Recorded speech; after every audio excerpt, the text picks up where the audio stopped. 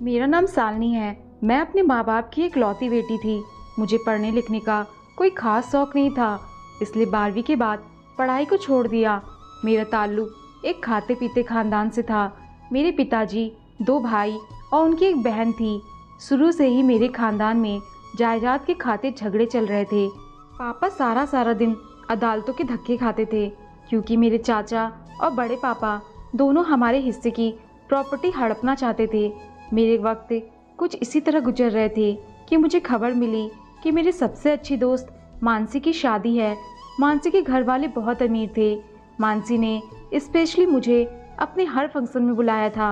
मैं उसके मेहंदी के फंक्शन में गई तो घर आते वक्त काफ़ी रात हो गई थी कि रास्ते में एक तेज़ रफ्तार से गुजरती हुई गाड़ी मेरे पास रुकी और किसी ने मेरे मुंह पर कपड़ा रखा और मैं बेहोश हो गई।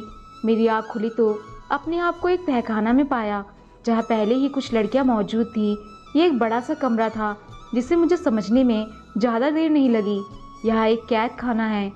यहाँ पर छोटे छोटे बच्चे भी कैद थे और कुछ जवान लड़कियाँ भी थी जिनसे क्लब में डांस करवाया जाता और कुछ तो कोठी पर बेच दिया जाता। पुलिस भी इस गैंग के साथ मिली हुई थी। इनमें से एक लड़का मुझे देखकर मुस्कुराया। उसे देखकर मुझे बहुत गुस्सा आया। वह मुझे घूरता ही जा रहा था। मैंने डर के एक लड़की का हाथ पकड़ा और उससे कहा कि किसी न किसी तरह हमें यहाँ से निकलना होगा। मैं डर के मारे काँप रही थी। मुझे अपने साथ साथ अपने माँ बाप की भी फिक्र हो रही थी। मेरे बिना उनका तो रो रो कर बुरा हाल हो गया होगा। सभी लड़कियाँ रो रही थी। मुझे उस बच्चे पर बहुत तरस आया। उसे देखकर लग रहा था कि वो गुस्से से ज़मीन को घूर रहा है और सोच रहा है कि जैसे तैसे मुझे यहाँ से निकलने का रास्ता मिल जाए। मैंने प्यार से उस बच्चे के सर पर हाथ फेरा और कहा, तुम इन जालिमों के हाथ में कहाँ से आ गए? मेरे सवाल करते ही वो बच्चा रोने लगा। तभी कुछ लोग वहाँ पर आए और सभी को भेड़ बकरियों की तरह मारने पीटने लगे और मारते हुए कह रहे थे कि चलो तुम लोगों को कहीं और जाना है। यहाँ पर तकरीबन 50 लोग कैद थे और इन 50 लोगों को कहीं और शिफ्ट होना था। इस अंधेरे कैद खाने में सूरज को देखे बहुत दिन हो गए थे। कुछ पता नहीं था कि कब सुबह होती और कब शाम। यहाँ पर मौजूद कुछ लोगों से ड्रग सप्लाई का काम भी लिया जाने लगा। अब मुझे इस दिन का डर था जिस दिन यह लोग मुझे भी इस घिनौने काम में लगवा देते। अक्सर हम जिन चीज़ों से डरते हैं हमारे साथ वही होता है। अब ये लोग यहाँ पर मौजूद सभी लोगों को नशे का आदी कर रहे थे। एक दिन मुझे भी एक दूसरे कमरे में ले जाया गया। यहाँ पर मौजूद एक लड़के ने मुझे एक इंजेक्शन दिया। अब रोज़ यही होता और कब मैं इस नशे की आदी हो गई मुझे पता नहीं चला। और जो लड़का इंजेक्शन देता मैं उसके पास जाने लगी और उससे अपने मन की सारी बातें शेयर करती और खूब रोती कि यह हादसा होने के बाद मेरे माँ बाप जीते जी मर गए होंगे। पता नहीं लोगों ने मेरे माँ बाप को क्या क्या सुनाया होगा। इस लड़के जिसका नाम रोहित था मुझसे वादा किया कि एक ना एक दिन तुम्हें यहाँ से निकलवा दूंगा, लेकिन इससे पहले किसी ने उस लड़के को पुलिस के हवाले कर दिया। कहते हैं खराब वक्त गुजर ही जाता है, लेकिन जिस पर गुजर रही हो उसे ही पता चलता है वक्त कैसे गुजरा। एक रोज़ हम लोगों की निगरानी पर जो शख्स रखा गया था, अचानक उसे चक्कर आया और वह गिरकर बेहोश हो गया। हम सब ने इस मौके का फ़ायदा उठाया और वहाँ से निकलकर भाग गए। यकीन करिए कि उस दिन पता चला कि आज़ादी क्या होती है। अपनी जान सबको प्यारी होती है। हम सब अंधाधुंध भाग रहे थे। कुछ लोगों को गोलियां लग गई और कुछ इस भगदड़ में जख्मी हो गए। मैं इतनी ज़ोर से ज़मीन पर गिरी थी कि मेरा बाजू टूट गया था, लेकिन इस वक्त इस तकलीफ़ से ज़्यादा यही सोचती कि कुछ भी करके यहाँ से भागना है, नहीं तो सारी ज़िंदगी इनकी कैद में रह जाऊंगी। यह एक सुनसान रास्ता था। सड़क के साथ लगा हुआ एक घना जंगल था। मैं इस जंगल में घुस गई और बड़ी मुश्किल से जान बचाकर वहाँ से निकली। रात काफ़ी हो चुकी थी। सड़क पर आती जाती गाड़ियों को रोकने की कोशिश की, लेकिन रात के इस वक्त कोई भी लिफ्ट देने को तैयार नहीं था। मैंने पैदल ही वहाँ से चलना शुरू किया, लेकिन 2 दिन से भूख और कुछ नशे की आदत की वजह से मेरा चलना मुश्किल हो गया था। कुछ दूर भागने के बाद मैं वहीं गिरकर बेहोश हो गई। जब आँख खुली तो हॉस्पिटल का वार्ड था। मैंने देखा मेरे पास एक डॉक्टर और 2 पुलिस वाले खड़े थे। मुझे होश में आते ही पुलिस वाले मुझसे पूछताछ करने लगे। मैं डर गई थी कि कहीं जिस मुसीबत से निकली हूँ दोबारा उसी में न फंस जाऊँ, इसलिए मुकर जाना बेहतर समझा। लोगों ने मेरे घर का एड्रेस लिया और मैंने देखा मेरी माँ मेरे सामने खड़ी थी। मुझे देखते ही वो चीखने चिल्लाने शुरू की। लोगों ने बताया कि मेरी माँ आज 6 माह बाद बोली थी जब मैं अगवा हो गई तो लोगों ने मेरे माँ बाप को ताने मारना शुरू कर दिया कि तुम्हारी बेटी तो बदचलन थी, इसलिए घर से भाग गई। मेरे पिता यह सब बर्दाश्त नहीं कर पाए और फिर एक दिन वो यह दुनिया छोड़कर चल बसे। मेरी माँ बेटी और पति के गम में दिमागी तौर से बीमार हो गई थी और आज जब वह मुझे देखी तो चीख चीख कर रोने लगी। 2 दिन अस्पताल में रहने के बाद जब मैं घर आई तो पता चला ये समाज लड़कियों का घर से भागना तो याद रखता है या किसी ने अगवा कर लिया ये नहीं देखता। हर शख्स अपनी ऐनक लगाकर बैठा रहता और सब अपनी नज़र अपनी सोच के मुताबिक दूसरों पर बातें करना शुरू कर देते हैं। मेरे घर आते ही आस पड़ोस के लोग मेरे घर पर इकट्ठा हो गए और मुझसे सवालों की बारिश होने लगी कि वो लड़का कौन है जिसके साथ तुम भागी थी। तुमने एक बार भी अपने माँ बाप के बारे में नहीं सोचा। तुम्हारी वजह से तुम्हारा बाप यह दुनिया छोड़कर चल बसा। मैंने अपने सफाई देनी चाहिए पर किसी ने मेरी एक ना सुनी, इसलिए मैं चुप हो गई। लोगों ने मेरी माँ से कहा कि अगर तुम अपनी इस बदचलन बेटी को घर पर रखी तो तुम्हें समाज से बाहर निकाल दिया जाएगा। मेरी माँ ने इन सब लोगों की बात सुनी तो उन्होंने भी किसी से कुछ कहना उचित नहीं समझा, क्योंकि उन्हें पता था कि हमारी कोई सुनने वाला नहीं है। इसलिए उन्होंने उसी वक्त मेरा हाथ पकड़ा और गांव छोड़कर शहर चली आई। शहर में मेरी माँ की एक पुरानी सहेली रहती थी। रात के 10 बजे हम उनके घर पहुँचे। अचानक हमें अपने घर देखकर मेरी माँ की सहेली सविता आंटी घबरा गई। उन्होंने हमें घर के अंदर आने को कहा और एक कमरे में बिठाया। अभी हम सब बातें ही कर रहे थे तभी मैंने देखा सविता आंटी का एक बेटा था जो पागल था। वो हमारे पास आया और मुझसे कहने लगा कि तुम मेरे साथ चलो और खेलो। सविता आंटी के बेटे अतुल की उम्र लगभग 23 साल थी, लेकिन वह बच्चों की तरह बिहेव करता। उसकी जिद की वजह से माँ ने मुझसे कहा कि जाओ उसकी बात मान लो, नहीं तो ये हमें परेशान कर देगा। मेरी माँ की सहेली सविता आंटी ने बताया कि उनका बेटा एक बहुत ही काबिल पढ़ा लिखा इंसान था, अपने कॉलेज का बेस्ट प्लेयर था। एक बार मैच खेलते समय किसी खिलाड़ी ने उसके सर पर भारी चीज मार दी और वो बेहोश होकर गिर गया और पूरे 1 महीने अस्पताल में रहा। उसकी हालत में सुधार तो हुआ, लेकिन इसके दिमाग का एक हिस्सा खराब हो गया, जिसकी वजह से ये बच्चों की तरह बिहेव करता है। हम माँ बेटी सविता आंटी के घर रहने लगे। अतुल सारा दिन अपने कमरे में पड़ा रहता या अपनी माँ से जिद करके अपनी बात मनवाता। अतुल मुझसे घुल मिल गया था। मेरे आने से उसे एक अच्छा दोस्त मिल गया था। वह मुझसे ढेर सारी बातें करता। धीरे धीरे करके हमारा अच्छा वक्त गुजरने लगा। सविता आंटी का हम पर बहुत एहसान था, क्योंकि इस मुश्किल वक्त में उन्होंने हमें अपने घर पर पनाह दी। हमारे लिए यही बहुत काफ़ी था।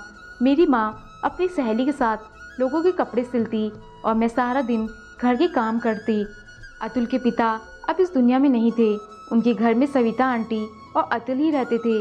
कुछ दिन बाद मेरी माँ की सहेली ने मेरी माँ से एक अजीब सी फरमाइश कर दी कि वो अतुल की शादी मुझसे करवाना चाहती है। माँ ने सविता आंटी से कहा कि अपने घर में पनाह देने की इतनी बड़ी कीमत मत मांगो, लेकिन मेरी माँ की सहेली सविता आंटी ने शर्त रख दी, या तो मैं उनकी बेटी से शादी करूं या हम अपना बंदोबस्त कहीं और कर ले। सविता आंटी की यह शर्त सुनकर अब तो हमें अपने रूप पर से भी भरोसा उठ गया था। मेरी माँ ने मुझसे कहा कि चाहे कुछ भी हो जाएगा, मैं तुम्हारी शादी अतुल से नहीं होने दूंगी, क्योंकि वह पागल है। हम यहाँ से कहीं दूर चले जाएंगे। लेकिन पता नहीं क्यों अतुल के साथ रहते रहते मुझे उससे लगाव हो गया था।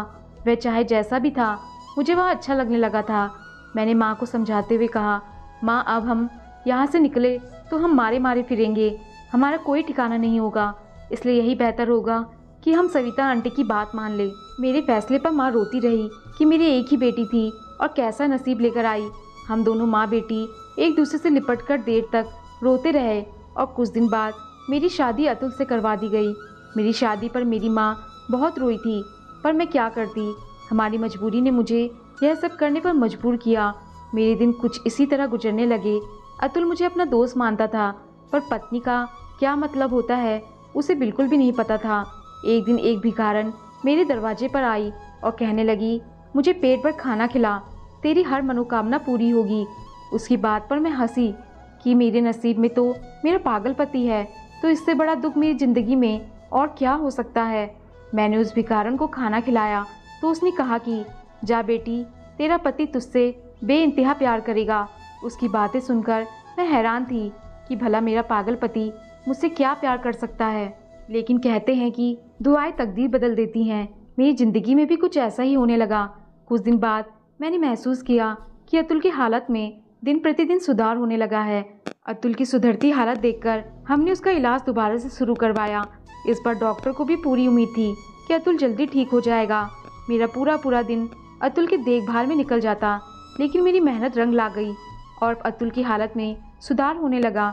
अब वह पहले से बेहतर हो गया, लेकिन अतुल के ठीक होते ही पता नहीं मेरी सास को क्या हो गया कि वह मुझसे नफरत करने लगी, मेरे प्रति अतुल को भड़काने लगी। इन बुरे हालातों में भी किस्मत ने मेरा साथ नहीं दिया और मेरी माँ की तबीयत बहुत ज़्यादा ख़राब हो गई। मेरी माँ के इलाज में मेरे ससुराल वालों ने साथ नहीं दिया और अचानक मेरी माँ यह दुनिया छोड़कर चल बसी। अब मैं बिल्कुल अकेली हो गई थी। ससुराल में रहने का ठिकाना तो था, लेकिन मेरा अपना कोई नहीं था। मेरी माँ के गुजरते ही मेरी सास का अत्याचार मेरे ऊपर और बढ़ गया। वो मेरे पति अतुल से कहकर मुझे बहुत सारी बातें सुनवाती। अतुल पहले से बहुत बेहतर हो गया था, लेकिन वो अपनी माँ के हाथों का खिलौना बन गया था। उसकी माँ जैसा कहती वो उन्हीं के इशारों पर चलता। हम पति पत्नी अजीब रिश्तों में जुड़े थे, साथ होते भी हम एक दूसरे के साथ नहीं थे। हमारा रिश्ता बस यूं ही चल रहा था कि एक दिन मेरी किस्मत ने एक नया मोड़ लिया। अचानक मुझे पता चला कि मैं माँ बनने वाली हूँ, लेकिन अपनी माँ बनने की खबर सुनकर मुझे थोड़ी भी खुशी नहीं हुई, क्योंकि मेरे और अतुल के रिश्ते में जो दरार थी वह हमारे आने वाले बच्चे के लिए ठीक नहीं थी। मेरे मन में यह डर था कि पता नहीं अतुल अच्छा बाप बन पाएगा कि नहीं। जो इंसान अच्छा पति नहीं भी बन पाया, वह अच्छा बाप कैसे बन सकता है। इसी डर की वजह से मैं अपने बच्चे को इस दुनिया में लाने से डर रही थी। मैंने अपने मोहल्ले की एक औरत से बात की जो सरकारी अस्पताल में नर्स थी। वह मेरी मदद करने को तैयार हो गई, लेकिन अस्पताल जाने के बाद पता चला कि मेरा ऑपरेशन नहीं हो सकता।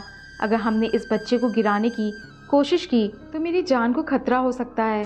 मैं अपना मायूस चेहरा लेकर घर लौट आई। वो 9 महीने मेरे लिए 9 साल के बराबर थे। किसी तरह यह 9 महीने गुजरे और मैंने 2 जुड़वा बच्चों को जन्म दिया। एक बेटा और दूसरी बेटी थी। बच्चों को देखकर मेरे मन में अजीब सी खुशी थी। अपने बच्चों को देखकर मेरी ममता तड़प उठी और मैंने उन्हें अपने सीने से लगा लिया। बच्चों की पैदाइश के बाद अतुल और मेरी सास का रवैया अब पहले से कुछ बेहतर हो गया था। वह दोनों मुझे भले ही ना पूछते, लेकिन उन्हें बच्चों से बहुत लगाव था और मेरे जैसी बदकिस्मती के लिए यही काफ़ी था। धीरे धीरे मेरे दिन कुछ इसी तरह गुजरने लगे और वह दिन मेरी ज़िंदगी का सबसे खूबसूरत दिन था जब मेरे बच्चों ने मुझे माँ कहकर पुकारा था। यह बात वही लोग समझेंगे जिनका अपना कोई नहीं होता। एक दिन मेरी सास और मेरे पति अतुल किसी काम से बाहर गए थे, पर वापसी पर आते वक्त उन दोनों का एक्सीडेंट हो गया और मौके पर उन दोनों की मौत हो गई। उनकी मौत की खबर सुनकर मैं फिर से एक बार टूटकर चकनाचूर हो गई। वह दोनों मेरे लिए कैसे भी थे, पर वही लोग तो मेरे बच्चों का सहारा थे। यह सब सोच सोच कर सारी रात मुझे नींद नहीं आती कि अब हमारा गुजर बसर कैसे होगा। जो थोड़ी बहुत जमा पूंजी थी वह कुछ दिन चली, फिर धीरे धीरे हमारे घर में खाने के लाले पड़ने लगे। एक माँ खुद भूखी रह सकती है, लेकिन अपने बच्चों को भूखा नहीं रख सकती। मैं अगल बगल के मोहल्ले में काम कर अपने बच्चों का पेट पालने लगी, लेकिन एक अकेली औरत का कोई सहारा नहीं होता और नहीं तो लोग उसे बेइज्जत करने पर तुले रहते हैं। लोगों के घर काम करने जाती तो वहाँ पर उनके घर के मर्द मुझे गंदी निगाहों से घूरते। एक दिन मैं यूं ही ऐसे ही भटकते भटकते जा रही थी कि मुझे पता चला कि एक आदमी को ड्राइवर की ज़रूरत है। मैं गाड़ी चलाना उन्हीं दिनों सीखी थी जब मैं किडनैप हुई थी। वो किडनैपर हमें ट्रेनिंग देते ताकि वक्त आने पर हम गाड़ी चलाकर भाग सके, लेकिन फिर से परेशानी वही थी कि मुझे एक मर्द की गाड़ी चलानी थी। इसलिए मैंने अपना हुलिया चेंज कर लिया और अपने आप को मर्द के पोशाक में ढाल लिया। कोई भी मुझे देखता तो यही समझता कि मैं एक मर्द हूँ और मैं उस आदमी की गाड़ी चलाने लगी। वो साहब बहुत अच्छे थे। वो मुझसे अपने मन की सारी बातें शेयर करते। धीरे धीरे साहब और मेरे बीच एक गहरी दोस्ती हो गई थी। गाड़ी चलाते चलाते मेरा सफ़र भी अच्छा गुजर जाता। एक दिन बातों ही बातों में मैंने उनसे पूछा कि आपने अभी तक शादी क्यों नहीं की। उन्होंने मुझे बताया कि एक लड़की देखी थी और उसी से मैं प्यार करने लगा था, पर ज़िंदगी ने ऐसा वक्त दिखाया कि मैं उसे ढूंढ ना सका। अपने झमेले में वो लड़की कहीं खो गई। वह किस्मत की मारी थी, पता नहीं वो किस हाल में होगी। साहब ने कहा कि अगले दिन उसे लड़की की तस्वीर वो मुझे दिखाएंगे। अब मुझे अगले दिन का इंतज़ार था और उस लड़की की किस्मत की भी बारे में सोच रही थी कि उसकी किस्मत तो बहुत अच्छी है, क्योंकि कोई शख्स उससे 7 साल से मोहब्बत करता था और उसी की यादों में अभी तक उसने शादी नहीं की थी। अगले दिन बच्चों को स्कूल छोड़कर जब मैं उस साहब को लेने गई जब वो गाड़ी में बैठे कुछ दूर जाकर मैंने उनसे कहा कि मुझे उस लड़की की तस्वीर दिखाइए। आखिर कौन है वो खुशनसीब, कौन है जिससे आप प्यार करते हैं। उन्होंने जब उस लड़की की तस्वीर निकाल कर मुझे दिखाई तो तस्वीर देखकर मेरे पैरों तले ज़मीन निकल गई, क्योंकि वह शख्स तो मेरी ही तस्वीर मुझे दिखा रहा था। यह तस्वीर तब की थी जब मैं अगवा हुई थी। पता नहीं कैसे इस तस्वीर को निकाला गया था। गाड़ी अचानक ब्रेक लगने से रुकी थी। उसे साहब ने कहा, गाड़ी ध्यान से चलाओ। उसे क्या पता था कि मैं किसी ध्यान में थी। उसने मुझे बताया कि 7 साल पहले वह एक गैंग का हिस्सा था। उसका पिछला रिकॉर्ड एक क्रिमिनल का था, लेकिन फिर एक दिन उसने एक चेहरा देखा जिसे देखकर उसने खुद से एक वादा किया कि वह इस दलदल से निकलेगा और उस मासूम लड़की को भी निकालेगा। उसने बताया कि मैं वहाँ पर मौजूद लोगों को नशे का आदी बनाता था, पर जब से मैंने उस लड़की को देखा था उसके प्यार में गुम हो गया था और मैं इस गलत काम से छुटकारा पाना चाहता था। इसलिए मैंने खुद अपने आप को पुलिस के हवाले कर दिया। फिर मैं पुलिस का सरकारी गवाह बन गया। पुलिस ने जब वहाँ पर छापा मारा तो वहाँ पर सभी लोग फरार हो चुके थे। तब मुझे एहसास हुआ कि मैं उस लड़की को खो चुका था। फिर मुझे याद आया कि उसने एक बार अपने घर का एड्रेस दिया था। मैं पूछता पूछता वहाँ पहुँचा तो लोगों से पता चला कि उसके पिता उसकी जुदाई में मर गए। उसके बाद उस लड़की और उसकी माँ को समाज से निकलने की धमकी दी गई, जिससे वह लड़की और उसकी माँ यह गांव छोड़कर कहीं चले गए। मैंने पढ़ाई अच्छी की थी, लेकिन गलत संगत की वजह से क्रिमिनल बन गया था। उस वक्त अपने साहब की बातें सुनकर मैंने उन्हें सच्चाई बता दी कि मैं वही लड़की हूँ जिसे आप बेइंतहा प्यार करते हैं। लेकिन लोगों की नज़रों से बचने के लिए मैंने अपना हुलिया बदल लिया है और मैं एक मर्द के भेष में रहने लगी हूँ। रौनक को जब पता चला कि मैं सालनी हूँ तो वो मुझे अपने सामने देखकर बहुत खुश हो गए और मुझे अपने गले से लगा लिए। मैंने अपने ऊपर बीती हर बात उन्हें बताई। रौनक ने मुझे सांत्वना देते हुए कहा कि तुम फिक्र मत करो, मैं तुम्हारी ज़िंदगी के सारे दुखों को दूर कर दूंगा, तुम्हारे बच्चों को अपना लूँगा। रौनक ने बताया कि जब तुम मेरी ज़िंदगी में आई तो तुम्हें देखकर मैं इस बुरी संकट से दूर जाकर अपनी ज़िंदगी को बेहतर बनाना चाहता था, लेकिन तुम भी मुझसे बिछड़ गई। फिर मैं दोबारा अपनी ज़िंदगी को बेहतर बनाने में लग गया। मेरी पढ़ाई की वजह से मुझे एक अच्छी नौकरी मिल गई और मैं लगन से वह नौकरी करने लगा, क्योंकि मेरे मन में यह विश्वास था कि एक ना एक दिन तुम मुझे ज़रूर मिलोगी। कहते हैं अगर प्यार सच्चा हो तो एक ना एक दिन ज़रूर मिलता है, और आज तुम मेरे सामने बैठी हो। रौनक की बात सुनकर मैं भी बहुत खुश हुई, क्योंकि मुझे एक सच्चा जीवन साथी मिला था। मैंने उसे अपने बच्चों से मिलवाया। कुछ दिन बाद रौनक ने मुझसे शादी कर ली। मैंने अपनी ज़िंदगी में जितने दुख झेले, रौनक ने आकर मेरे दामन में खुशियाँ भर दी। दोस्तों, आपको कहानी पसंद आई हो तो लाइक, शेयर और कमेंट जरूर करें, और चैनल पर नए आए हैं तो चैनल को सब्सक्राइब करना ना भूलें। धन्यवाद।